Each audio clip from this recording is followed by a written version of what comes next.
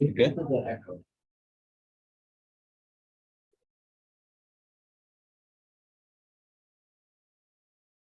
The speaker microphone? Both? Yeah. It'll do both. Hello, Check. I think we should be in here. There you go. Mayor, can you hear us?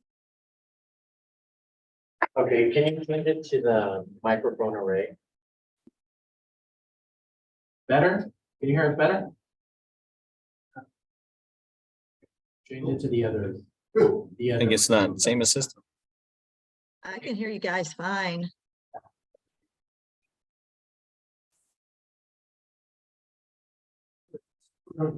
So, I'd like to call the special meeting of the city councils scheduled for today, September 12th, 2023. It's now 5:31.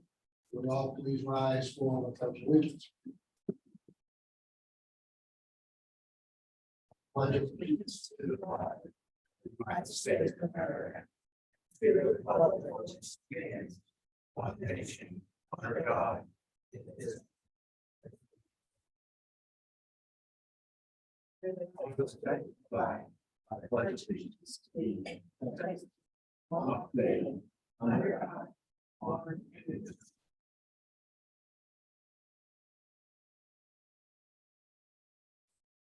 Okay, city secretary, do we have a quorum and approval of motion meetings? Yes, we do have a forum. We have Councilor Stokes, who is absent due to a scheduled family vacation. The notice of this meeting was posted by 2 p.m. on September. Very good. Thank you very much. Much. So we have quorum and Catherine, our mayor, is under the weather, although she's on the screen. And we all hope the ad bill is doing its thing. I'll be the presiding officer for the meeting today. Just as a point of note, if we look at our charter, as the presiding officer of the meeting as the mayor pro tem, I will not be voting this evening. And will be back to the The first item we have on the agenda tonight is for public comments. City Secretary, did anyone submit anything for public comments? No, we have no vote. So hearing nothing on public comments, we have none. We have no presentations, recognitions, or proclamations this evening. Under reports, we have the city mayor report. And Mayor, would you like to take a shot at what you've got? And listen in and get the slides you have on the screen. Okay, great. Thank you.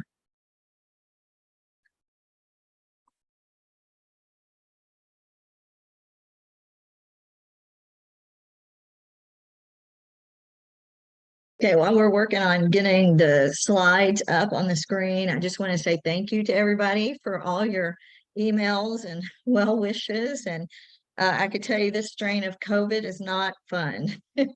But anyway, so thank you for everything you have done. Also, I wanted to give you updates on some of the organizations that I belong to and attend meetings for. The Alpine Historic Association. They are still working on helping zoning and planning with developing some type of historic overlays for Alpine. And there are other things in the works. They have an event coming up, I think in about a week at the Granada. Information about that has been posted on Facebook and flyers around town for those who are not on Facebook.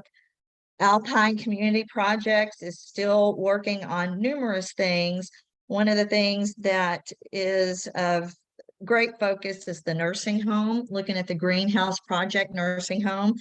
So right now they're trying to raise money for the phase 3 financial study for that. Next up is the Alpine Business Association. The members have been meeting regularly, setting short and long-term goals for that. And the group is gaining traction as far as what we're going to do to help Alpine with its economic development and economic growth. So stay tuned for that. The Ambassadors Club is regularly doing ribbon cuttings for new businesses. If you know of a new business, let them know that the Ambassadors Club would like to come out and schedule a ribbon cutting for them. Next up, zoning and planning. That's the board that I am on. And they have been working on the historic overlays for Alpine. Their idea is to start small, with just a small section of downtown, and then in the future, if that works well, maybe gradually increase it. They have also gone through and reviewed all the zoning ordinances that have been passed in the last decade and are working towards getting a new zoning map created.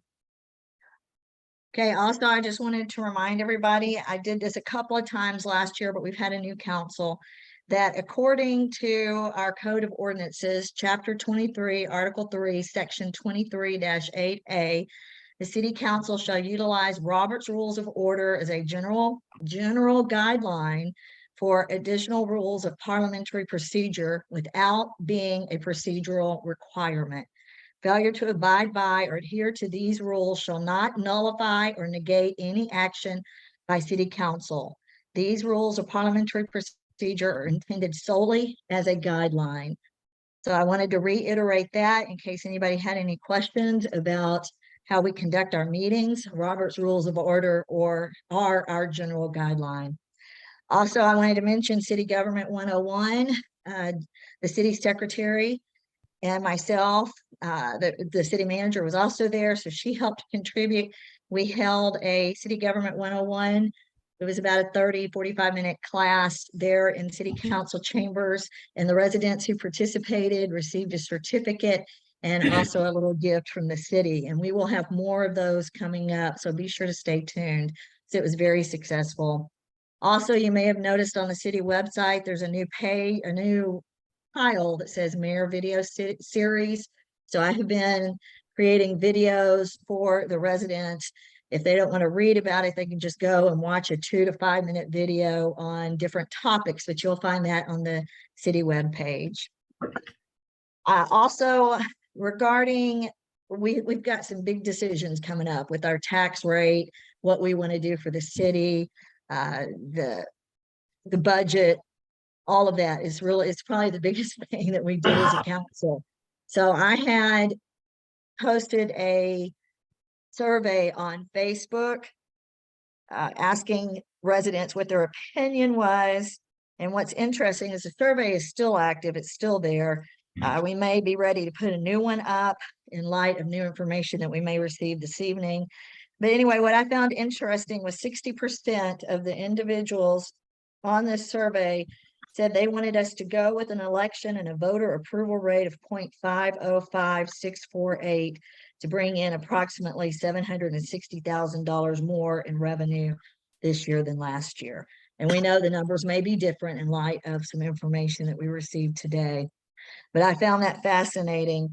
Coming in after that was go with a diminished tax rate of 0.458176 to bring in approximately $500,000 more in revenue. I'm hearing from residents that they're ready for the city of Alpine to take care of business. We've neglected our city long enough. We need to make sure that we have the funds to fix the wastewater treatment plant, the roads, and to do the things that we need to do in order to attract businesses and develop economically. As I mentioned before, Alpine is on the verge of a rebirth and a regrowth, but we have to be able to provide the infrastructure so that we can grow. And we need to be able to take care of bringing in businesses, whether that's tax abatements or what that might be, whatever the residents want us to do. And so that's it for my mayor report. I don't want to make it too long. Mayor, thanks very much. I would like to share some data on a survey that I conducted. I know we did 2 different ones. The feedback I got was 93% of those who came with input were against a tax increase and would rather go with the current tax amount, which is just shy of $2 million. So I think we have lots to talk about relative to that. And one of the key reasons people are worried about certainly economic development, but they're also worried about with taxes being higher than needed.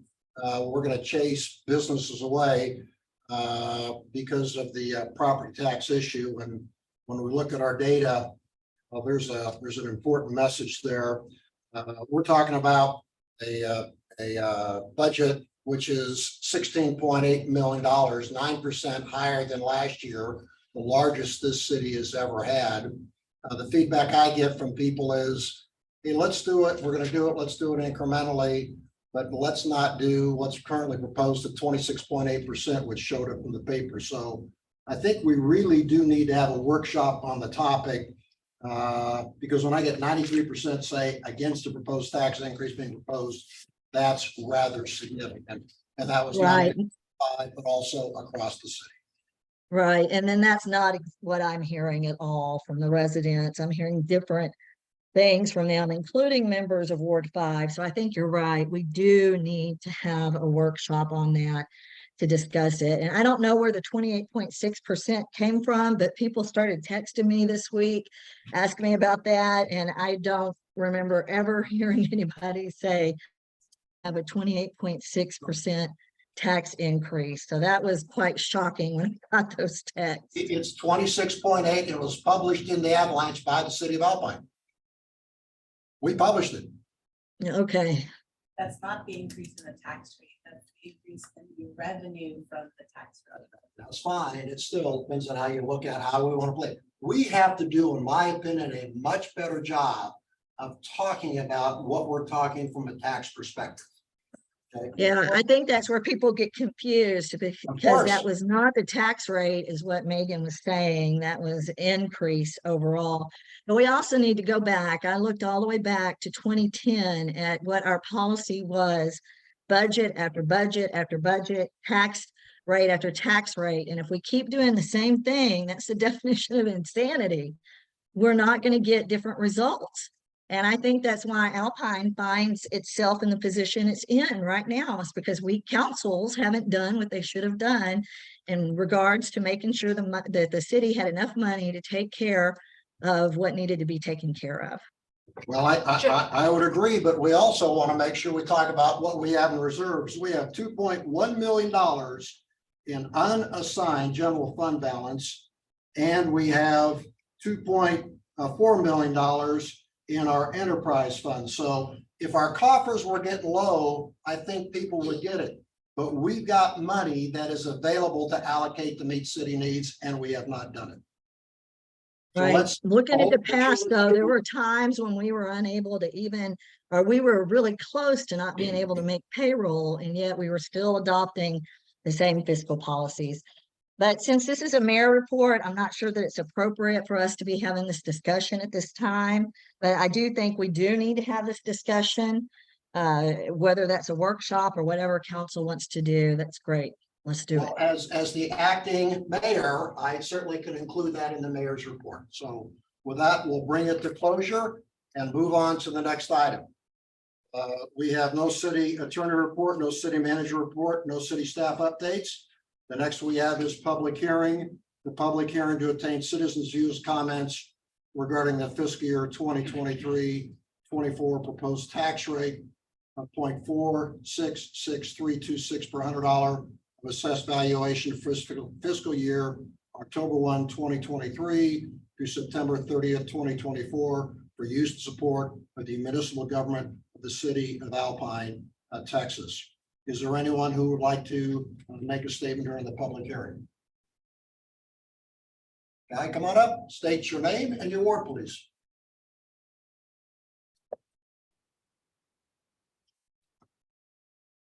Thank you. My name is Guy Fielder. I'm in Ward 5, Rick's ward. So Catherine and Rick, so you both talked about numbers, percentages. Well, 60% is 3 out of 5 votes cast. And we all we have to do is look at the participation in past elections. And, we had 14% of the registered voters vote for the mayor. So my question would be, you both gave us percentages, but of how many people who actually voted? Catherine, you want to go first? How many you She gave? can't comment in public hearing. So Oh, she no one in can't. council- Okay. This is the time to express Sorry. minutes we can listen, but we cannot. Okay, respond. so again, as someone that comes to most of the council meetings, the one thing I hear over and over and over and over again is we don't have the money for that. Now, if we had $2.1 million in reserves, then somebody's not being entirely honest. So I don't know where the 2.1 came from, but I do know for the last year and a half, the story has always been, we don't have money for that. Even something as simple as fixing the wiring on a backhoe, we didn't have money for that. So that's all I want to say. There's some disparities in what I'm hearing. I'd like to see that cleared up. Thank Got you. it. Anyone else like to make comment? Hearing none, let's move on to the next item, which is the consent agenda. There are 5 items on the consent agenda, which includes minutes, financial reports, department reports, board appointments. They are of a routine and administrative nature. The council has been furnished with background and support material on each item and or has been discussed in a previous meeting.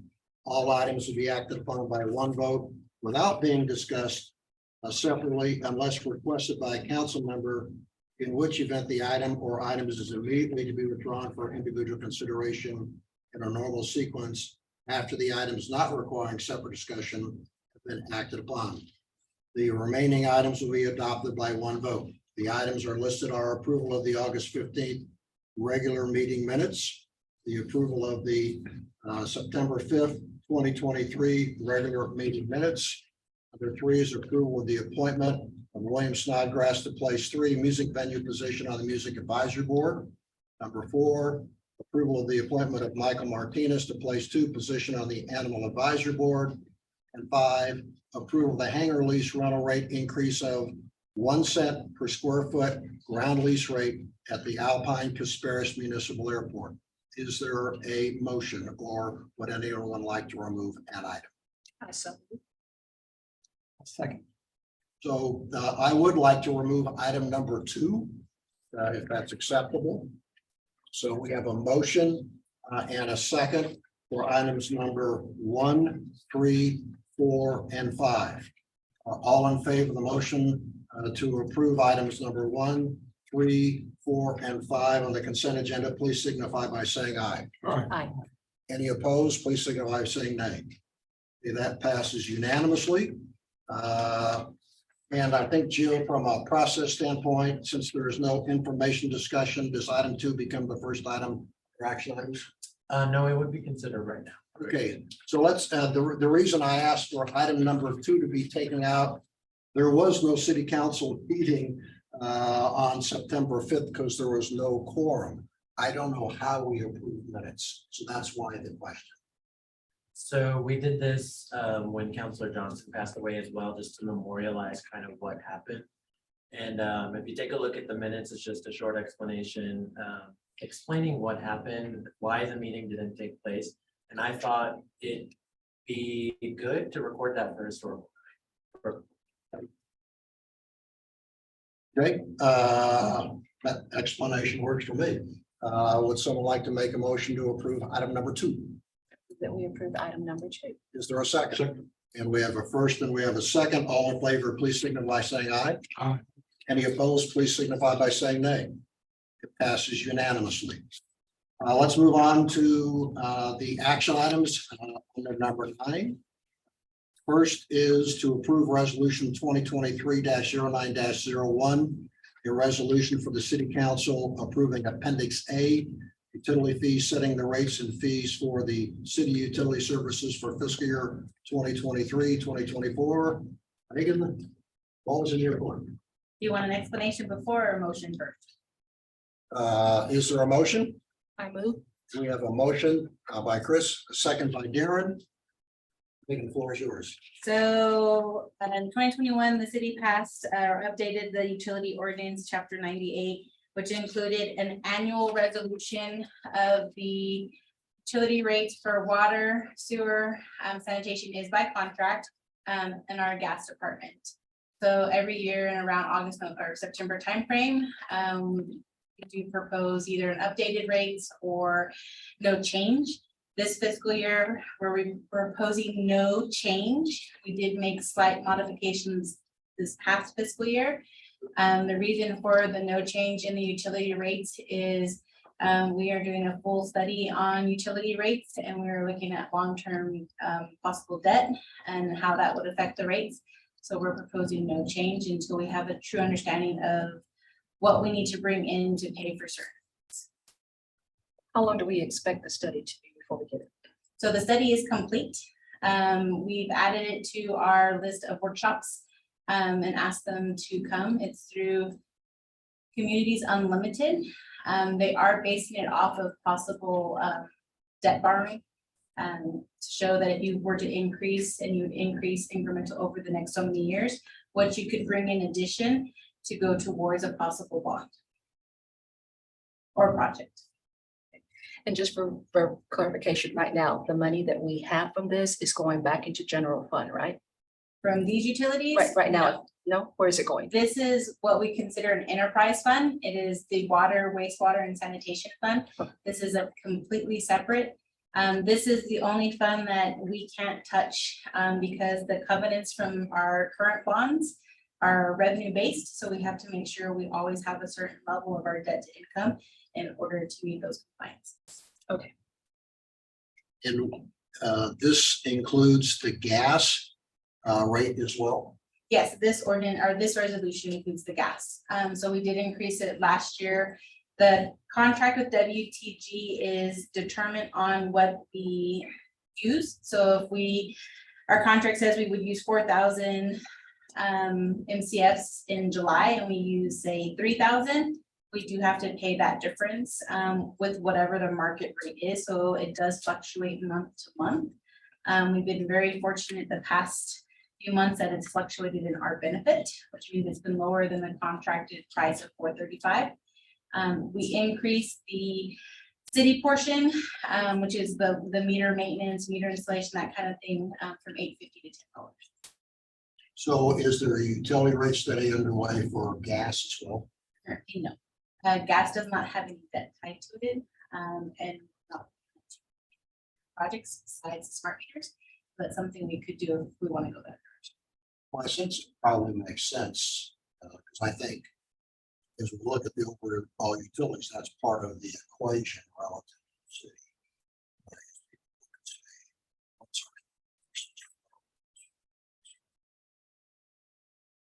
Any other questions or discussion? I have one, and Megan, can you speak? So this is water, wastewater, and gas? And well, and it does mention sanitation, but sanitation is Yes. TDS, and we do have a contract. So that one does increase annually for the. Are these typically break even, or how much revenue do these pull in over cost? Do we know? Currently they break even. We try to really balance it out, but ideally the utility rates are supposed to bring in, it is kind of like a business fund. So it should bring in a type of a profit to have long-term stability. And when we look at these as far as the revenue for the city, is there any progressive aspect to these as far as water? I guess they'd all be progressive in the manner that higher level users pay more. Correct. So it is based off of usage, and that's for water. Commercial sewer is based off of usage on water. Residential is a flat, and then the gas is a usage. So gas is usage, residential water is flat, Residential sewer is flat. sewer is flat. And water is always usage. So if an account for water is not being used, there's also a flat fee for that, isn't there? Yes, so even if they're using 0 gallons, we do measure in thousands. So even if they have an account that's open, they're still getting a minimum bill. And what determines that minimum amount? So that is actually was set by the council. So it's your base meter rate plus 0 to 2,000, plus your garbage, plus your sewer or your wastewater.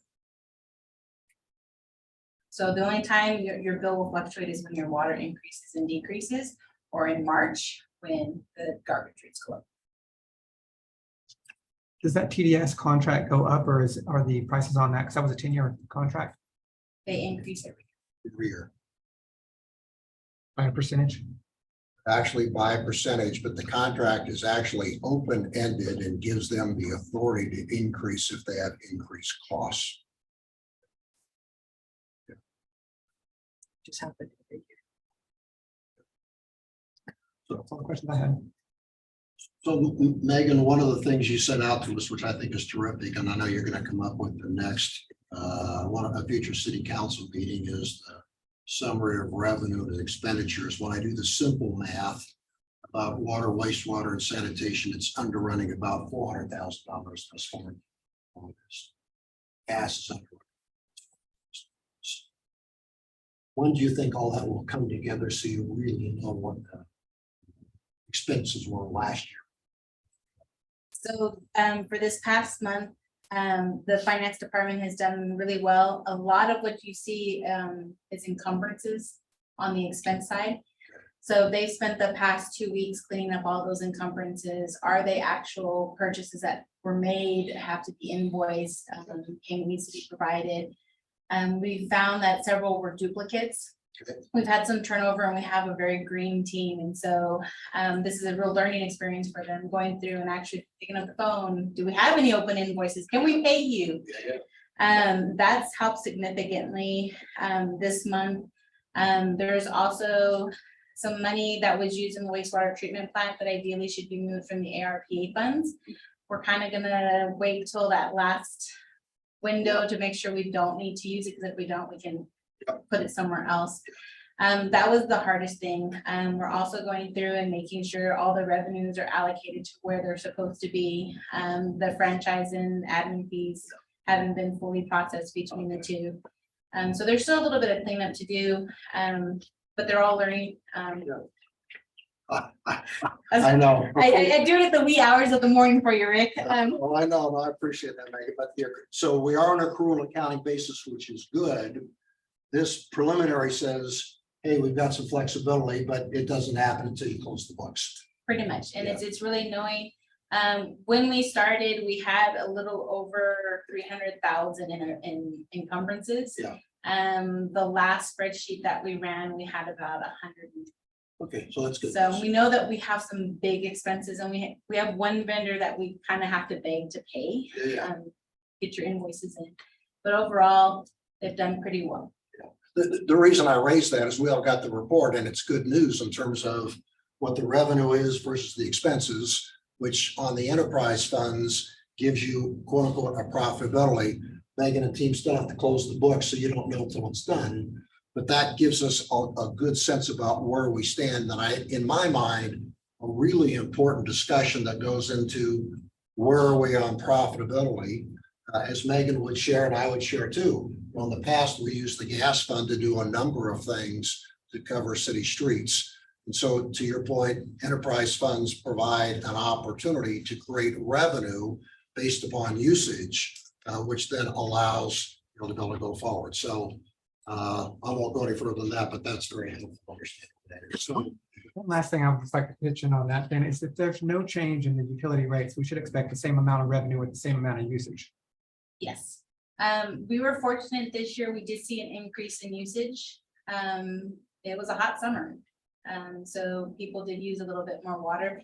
The one big thing with the rates not changing is also because we are required by law, the government wants us to spend the ARPA money. And so that is included where we don't have to increase the rates to get some pretty big projects completed. We have to spend that money. which is good. And we are, with no change in revenue, I'm assuming we're expecting no change in cost as well. Just being facetious there. But so we are expecting that there will be an inflationary cost next year, that we're not making a revenue change on that side. Correct. So one of the big things with these rates and the budget itself is every department have their priorities. So we're going to focus on their key things and a few other additional items. We're not kind of just picking and choosing and moving around. We wanted to dedicate to specific things. Catherine, you're out there. Questions, comments, thoughts on this particular resolution? No, I think you guys have covered it. The discussion's good. Keep on. Thanks very much. So hearing no further discussions, I'll call for the question to approve resolution 2023-09-01, a resolution of the city council approving appendix A, utility fees, setting the rates and fees for the city utility services for fiscal year 2023-2024. All in favor of the resolution, please signify by saying aye. Aye. Any opposed, please signify by saying nay. We have unanimous vote. The resolution is approved. Second item for action is to approve resolution 2023-09-02, a resolution adopting a policy prohibiting the installation or use of TikTok on city devices or for use of that application for official city-related business pursuant to Texas Senate Bill 1893. Do I have a motion for this resolution? So moved. Is there a second? Second. We have a motion and a second. Megan, back to you because this is new stuff. So in all those legislative updates that happened over the summer, this one was kind of obvious that it was gonna come down. Abbott had actually on the state level required it amongst the state agencies back in January. This one did pass the legislation that now requires local governments, counties, and special taxing entities to ban TikTok. Basically, it is the TikTok policy. What I did after kind of reading it, I went to the Department of Information Resources, which is the state agency that kind of helps with IT. They had a state policy already in place. I utilized that state policy to apply it to the city of Alpine. I do like some of the items that are in there, including some of the restricted access abilities, which resulted in me reaching out to Verizon. Verizon does have a program. It will cost us a little bit extra every month, but it will allow us to put a data management app on all of the city issued cell phones that allows us to regulate what's on the phone, including TikTok. So they won't even be able to put it on their phone itself. It will also allow us to regulate some of the other items which are mentioned in this ordinance or resolution as well. Including Facebook. If we choose to remove that from city devices, we can. BBT, which is our network provider, or they help us with our network, has already provided me with the documentation so I can request that TikTok be a blocked IP address within our network, so people wouldn't be able to access it at all. So we've already initiated the process to disallow the access. After this is passed, if it is passed, every employee will be required to sign off an acknowledgement and get a copy of the policy. This is a state mandate. This is a policy to back it. It is only on city issued devices. That includes iPads, laptops, cell phones, desktops. We did discover within this building itself, we had a computer with TikTok on it. Kind of fascinating. Why would they have it on there? It happens. So this is to be compliant with the state, and then of course to provide the documentation. I'd like to see us add a little bit more, all social medias, Facebook, all that type of thing. I don't think there's any need for any of that in any of the city. We can definitely do that through other ordinances. We can add to this one, and it outlines that in this as well. This one right now, just to be compliant, and then we'll add down the road. There is an exemption that I do want to bring up because people talk. Law enforcement is exempt for investigative purposes, and they do utilize it. So that would be one item that wouldn't be on their phones. So AT&T is another cell phone provider we have. It is solely law enforcement, so we wouldn't have to pay that extra fee to have that data management program. I agree with that. And if there's any issues, I think that would be up to the chief to handle. I guess one thing I was going to mention is law enforcement on AT&T because they're on FirstNet. We have them both just in case AT&T goes down.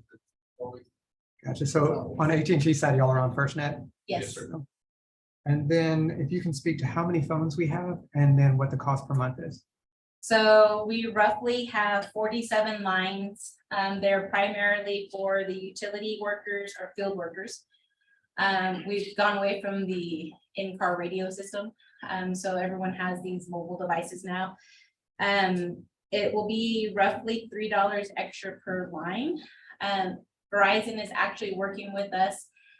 We've gone through and removed and pulled and cleaned up anything and everything.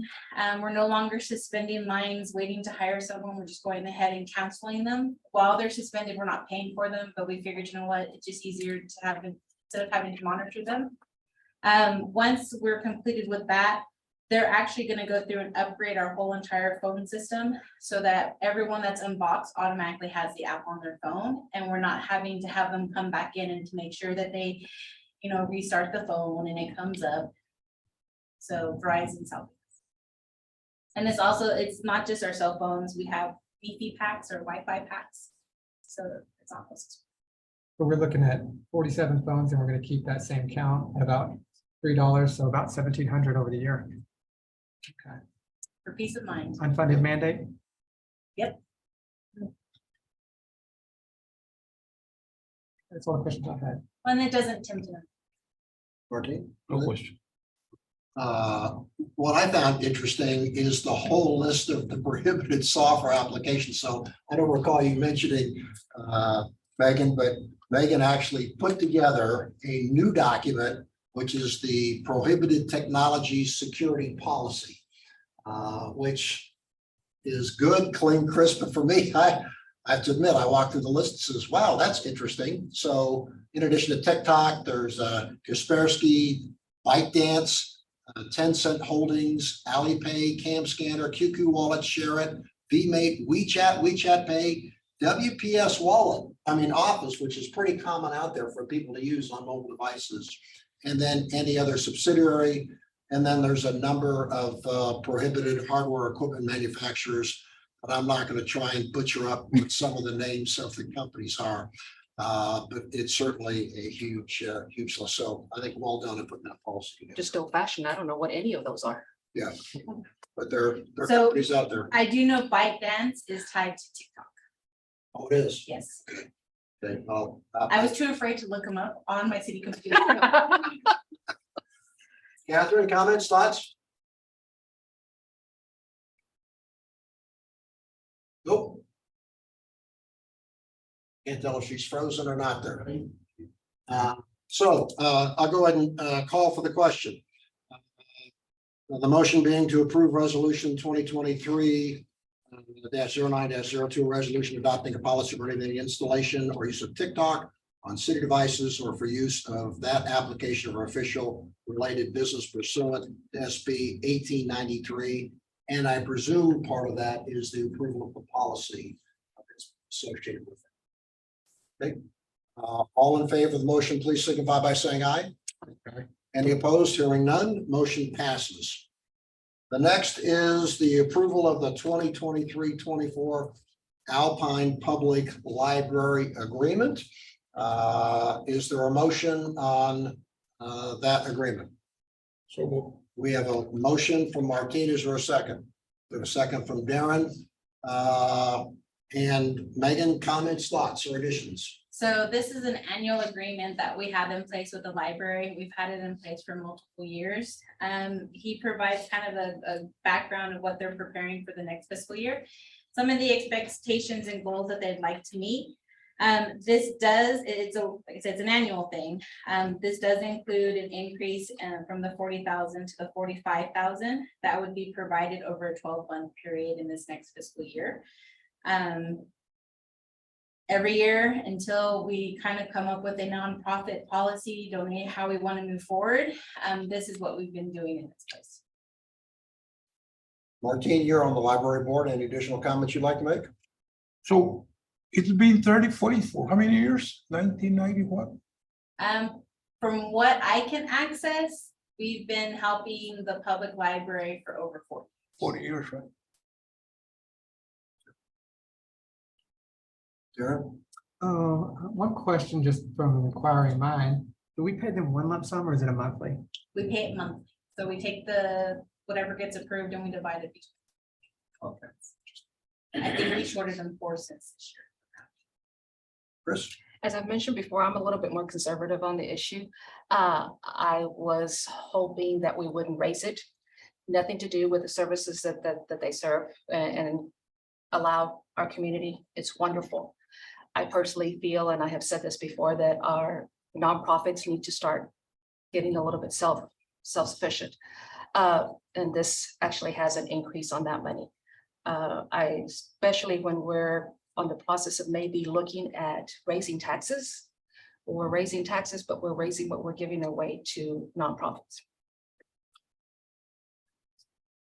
Catherine, comments? There, okay. I keep losing you guys, but you're here now, so that's good. The library, I think that is something that we do need to contribute to. I support them wholeheartedly.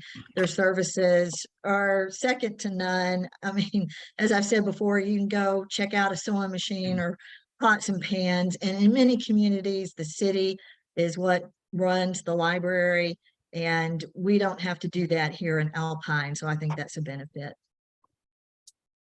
Okay, I'll go ahead and call for the question. All in favor of approving the 2023-2024 Alpine Public Library Agreement, please signify by saying aye. Yeah. Any opposed? Nay. Okay, we have 2 to 1. The motion passes. Okay. Number 4, approve the Big Bend Concrete contract for concrete and concrete pad services responsible for the contract award to Big Bend Concrete from request for proposal 2023-04-01, which was for concrete for the Pueblo Nuevo Park. Is there a motion to approve that? We have a motion from Martine. Do I see a second from Darren? A second. Megan, floor back to you since you've been doing the hard work on this. So this is one reason why we have this call meeting. This one is time sensitive in regards to getting this project off the ground.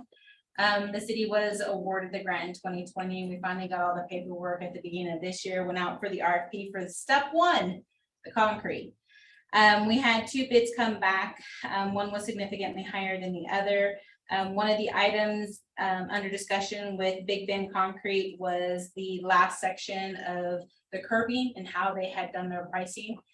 They came back with a flat rate, which is dependent on how much curbing we actually put in. It was $35,000 for all of it.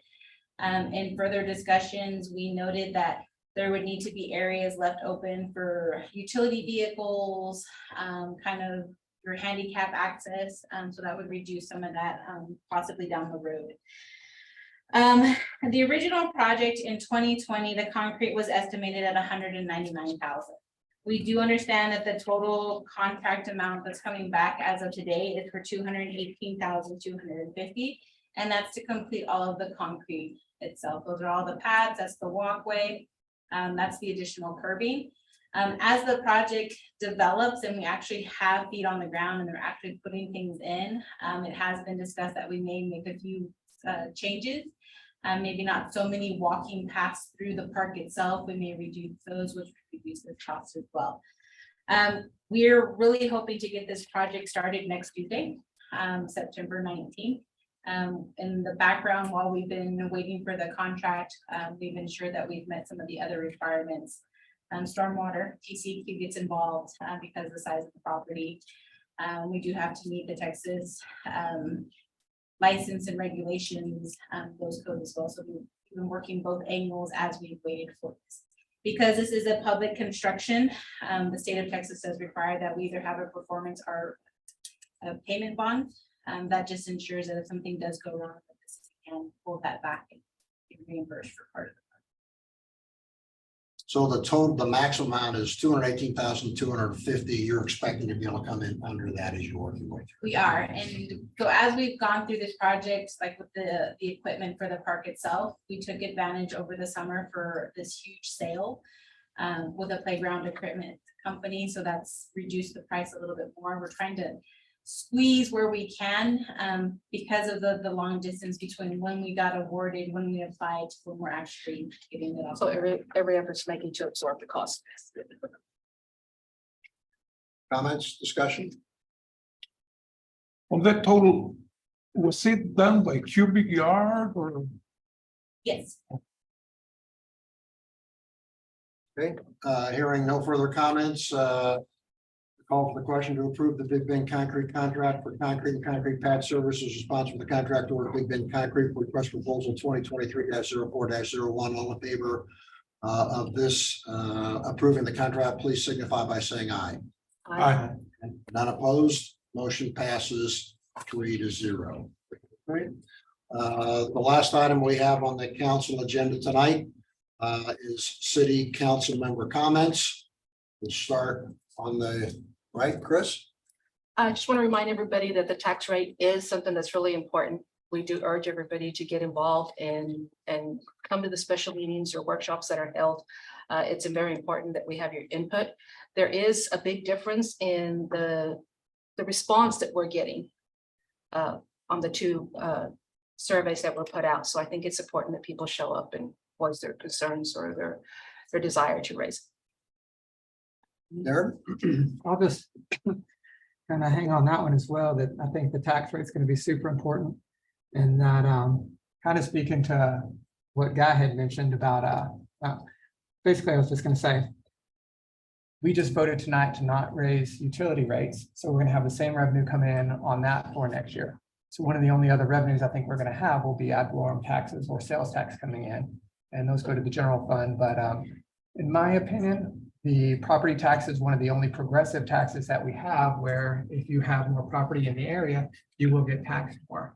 So that is a, I know we're going to probably have arguments on how much that is going to affect lower value properties or lower income people. But I feel like this is one of the tools and mechanisms the city has to raise revenue. And I think it will be a very important discussion. Oh, and I just want to say one more thing on that. When we came back and looked at the tax rate, which a lot's changed since then, but we were talking about 0.466, 0.466326. So which is the same rate as last year. So when we start doing math, and I think the most important thing you can do as a member of the public is learn how taxes work, because it's fascinating. But when you look at that last year compared to this year, your entire city tax raise is going to be based off the increased appraisal of the property, where that will affect people. The homestead exemption caps you off at 10%. So if you have a $100,000 home, that's if they can raise it to 110, 200 to 220. So this will mostly affect, I think, keeping that rate the same or keeping the rate the same. Commercial, short-term rentals, second homeowners, people without homestead exemptions. So we have to look at it from that perspective as well. That's everything I had. 14. I also agree that tax rates very important. I agree with both. Rodriguez. Catherine. Yes, I just want to reiterate what Chris said. It's very important. We need people to come out. We need people to talk to us. What we're doing right now is extremely critical for all of us. We all pay taxes. This is our pool of money, and we have to figure out what are we going to do? How are we going to take care of the streets? Are we going to take care of the wastewater treatment plant? Are we going to bring new businesses in? What do we want to do? What's the number one priority for the residents in Alpine? So it's very important that you guys come out. And then Darren, also, you had put together some great graphs that you put on Facebook showing what the city has done over a period of time as far as tax rates in comparison to AISD and the county. And I think that was wonderful. I want to look at that at the next meeting. And I hope anybody on Facebook goes out and looks at that information, answers the survey, talks to your council members. It's very important. Thank you, guys. Thanks, Catherine. Now, just another piece of data. The city budgets over the last 5 years have increased 31%. Okay, and city and property taxes only make up 13% of the budget. Really important, only 13% of the budget. And so property tax is not the primary way in which we get work done. It's not. It is a piece. And I think the question we have to talk about is, what is the business model for the city? And then I think the property tax rates settle out in a way that makes sense. So I think we have a lot of education to go do. I think that's the dialogue we all want to have. So we're looking at the same numbers with the same understanding in terms of what's going on. So I think we have 3 major meetings coming up for council. One is September 19th, which are our regular city council meeting. And we're going to have a fair amount of discussion there, I'm sure, on budget, because we've not approved a budget yet. And following Megan's lead, we have to approve a budget before we can approve a tax rate. So that'll be a big item for discussion at the September 19th meeting. We are going to have a special city council meeting on September 26th. The reason being so we can try and get all that done before the fiscal year starts. Now, it's not the end of the world if we don't get approval, because according to our charter, if we do not get a budget approved by the end of the fiscal year, we continue on with the existing budget until we sort our way through that, which has happened in the city of Alpine before. But that's, again, 2 critical meetings coming up, the 19th of September and the 26th of September. And one other workshop coming up on September 23rd, Saturday, is the bus tour around working up the roads and the streets to really get an assessment about how do we take care of our roads? And I know, Megan, thanks very much for getting things lined up. We're going to get into tutorial from Pete. Chip seal, what is it? We're going to get it. Hot mix, what is it? How does the hot patch machine work and all that stuff? And then we're going to talk about, and part of the tour is look at what goes in the city. I know on our streets. I know Judy couldn't be here tonight, but I think one of the things we as council need to do, be prepared for that workshop on the 23rd, is where are the hot spots in our particular wards that we want to go get addressed and be able to have a discussion on, so that we're able to help provide some sense of perspective back to Megan and Eddie about priorities and what things look like. Again, where it's hot mix, chip seal or seal coat, all the other things going on. So that's going to be an interesting session. I know there was some discussion, Megan. I've gotten a lot of input from Ward 5 residents who actually want to go on the bus tour. When Judy gets back, I talked briefly with Judy the other day about other than city council members being able to go on. I commented to her if the school district cannot accommodate, then I know where I can get a bus that will hold a lot more people.